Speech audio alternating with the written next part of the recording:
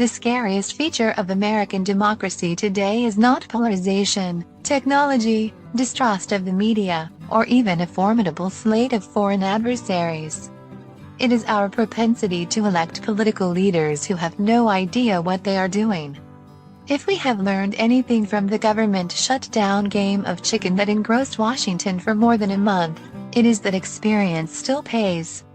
The meticulous decades spent by Nancy Pelosi mastering the legislative process were no match for the empty threats and foot-stomping of Donald Trump in the initial face-off. It was clearly not Trump, the brilliant deal-maker, who saved us from another lapse in federal funding.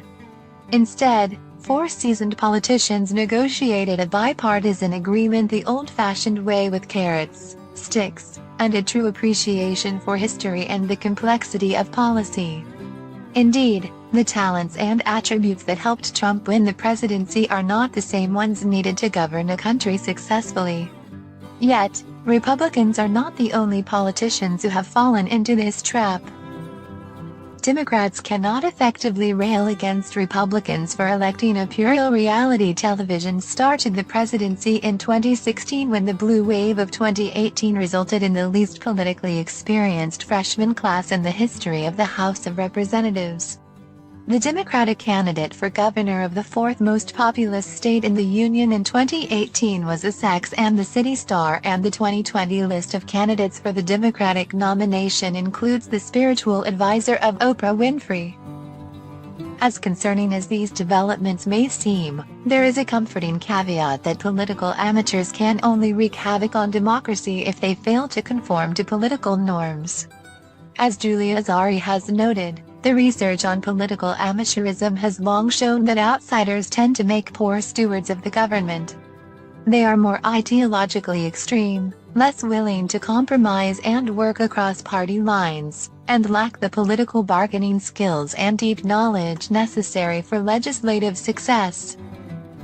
Yet, congressional studies also show that if amateurs learn to moderate their positions and behavior, enlist the help and advice of experts and insiders, and form alliances with colleagues rather than attack them, they can be quite effective.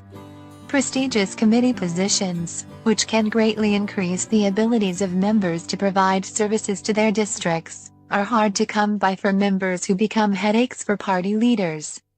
Most amateurs learn that they are much more likely to achieve the policy goals they campaigned on by working within existing institutions rather than torching tea. There are examples of successes and failures along these lines at every level of elective office in our history. California governors Ronald Reagan and Arnold Schwarzenegger consulted political veterans President Dwight Eisenhower and Governor Pete Wilson, respectively, on issues related to strategy and policy. Most of the Reagan bedwetters, as Tip O'Neill called the amateurs who were swept into the House of Representatives with the 1980 election, ended up losing their seats in the 1982 midterms. Some of them, including John Hyler of Indiana, were so staunch in their political beliefs that the dynamic at play, of course, is that once political amateurs take the oath of office, they lose their outsider status along with all the everyday person credentials that come with it. A six-figure salary, countless perks ranging from parking spots to pensions, and access to a gym, showers, laundry services, and superior healthcare facilities all located at their place of work in Washington are not relatable to the average American. Instead, lawmakers must win their re-elections based on their records in Washington, ironically putting them at risk of being replaced by an even more ideological and less qualified outsider candidate. The short political memories and unawareness of American voters perpetuate this unhealthy cycle, referred as leapfrog representation by congressional scholars. It is not realistic to suggest that we should stop nominating and voting for inexperienced candidates altogether.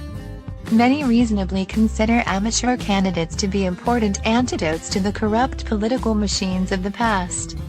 If we want more women, young people, and people of color to represent us in Congress, they will inevitably enter the political stream from the lower state-level offices where they are also underrepresented.